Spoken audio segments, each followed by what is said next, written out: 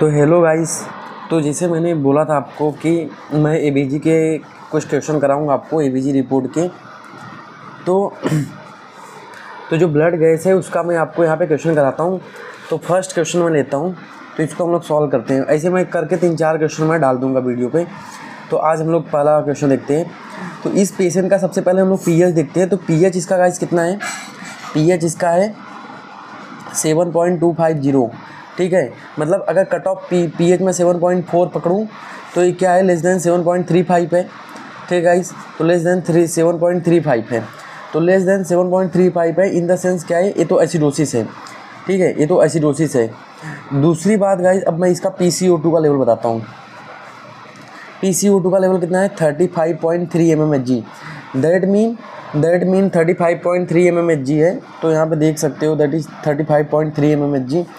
तो ये basically normally value कितनी होती है? 35 to 45 mmHg, मतलब that is in normal range. तो गाइस ये नॉर्मल रेंज में है। तो उसके बाद PCO2 हो गया, पीएच हो गया, PO2 गाइस अपने को बहुत कुछ बताता है, मैं बताता हूँ। तो इस बंदे का PO2 में बताता हूँ। पीएच इसका होता है 70, इसका पीएच कितना है? 77.7। तो इसका 77.7 पीएच है और नॉर्मली होता है 80 to 100। अब 80 to 100% है। अब ये 77.7% कितना है? मैं बताता हूँ इस पेशेंट का कंडीशन।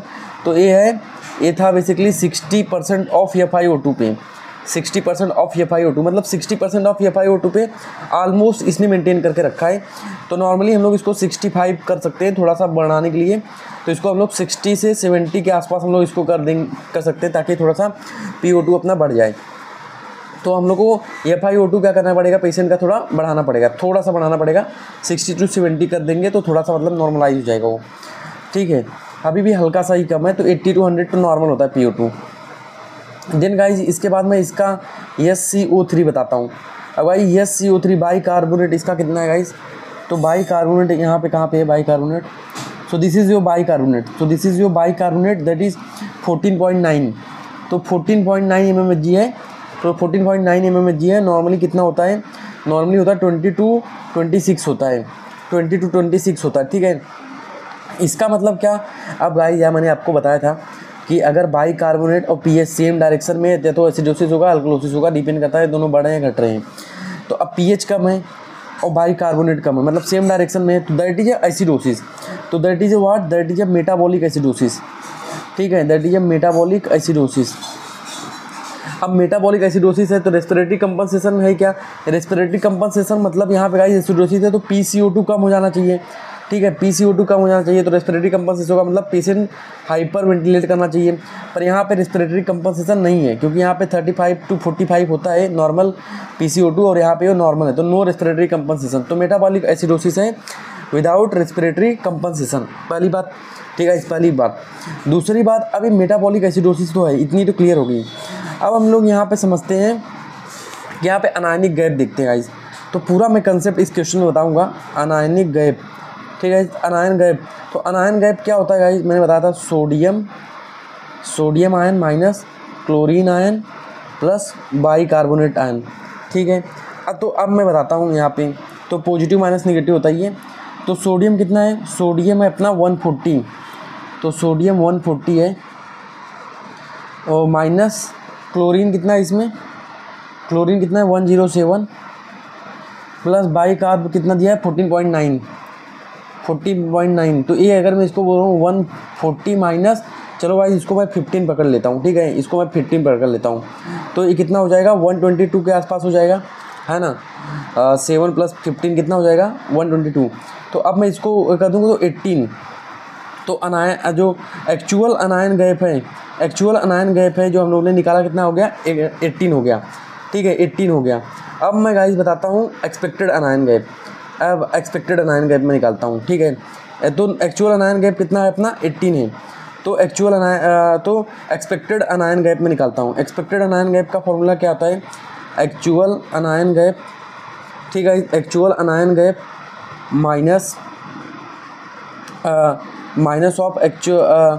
तो सबसे पहले ये तो अनायन गैप का हो गया। उसके बाद actual अनायन gap minus of plus pH correction, plus क्या होता है पीएच करेक्शन। तो ए अपना था ना बेसिकली, ए अपना अनायन गैप था, ए अपना अनायन गैप है। तो मैं एक्चुअल अनायन गैप तो 12 होता है ना, तो अभी मैं बताता हूँ। ये पीएच करेक्शन हो गया plus albumin correction, plus albumin correction. तो मैं सब गाइस बताता हूँ अभी आपको। सबसे पहले एक्चुअल अनायन गैप कितना होता है, नॉर्मली तो 12 होता है, तो हम लोग 12 पकड़ के चलेंगे। तो अनायन गैप गाइस आया कितना है, याद रखना, पहले 18 आया है। तो एक्सपेक्टेड अनायन गैप अपना कितना है, एक्चुअल अनायन गैप। अब पीएच देखो, अब पीएच गाइस इस केस में 7.2 है, मतलब पीएच लेस देन 7.35 है, तो उस केस में पीएच -2 हो जाता है।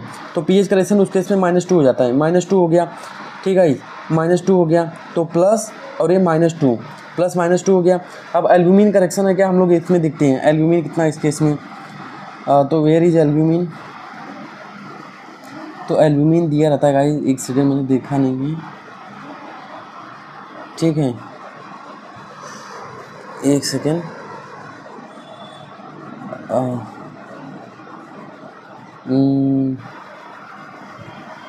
तो यहाँ पे मुझे एल्ब्यूमिन दिख नहीं रहा है, ठीक है। तो लेट सपोज इसका एल्ब्यूमिन नॉर्मल होगा, तो इसको मैं नॉर्मल समझ के चल रहा हूँ। तो नॉर्मली कितना आ गया, एक्सपेक्टेड कितना आ गया, 10 आ गया। एक्सपेक्टेड कितना आ गया अपना 10, तो मतलब 10 + 2 12 और 8 10 5, मतलब 5 to 12 क्या हो गया, नॉर्मल होगा। 5 to 12 क्या होगा गाइस, नॉर्मल होगा। पर अपना 5 to 12 नॉर्मल होगा, ठीक है, 5 to 12 नॉर्मल होगा। पर हाई कितना गाइस, ये हाई कितना, अनायन गैप आ कितना रहा है 18, मतलब ये लेस देन ए ग्रेटर देन 12 है, ठीक है। तो क्योंकि यहाँ अगर 12 ज़्यादा होगा तो बेसिकली हाइग्मा होगा, तो दैट इज गाइस हाइग्मा। ये क्या है अपना HAGMA, high anion gap metabolic acidosis, तो हाइग्मा है, high anion gap metabolic acidosis है, ठीक है। तो ये मैंने निकाल दिया। उसके बाद अब हाइग्मा जब गाइस निकल जाता है, मैंने क्या बताया अभी किसी पेशेंट में, ठीक है, तो किसी पेशेंट में, अब कोई गाइस पेशेंट है और अगर उसका हाइग्मा आता है तो हम लोग क्या निकालते हैं, बाई कार्ब करेक्शन।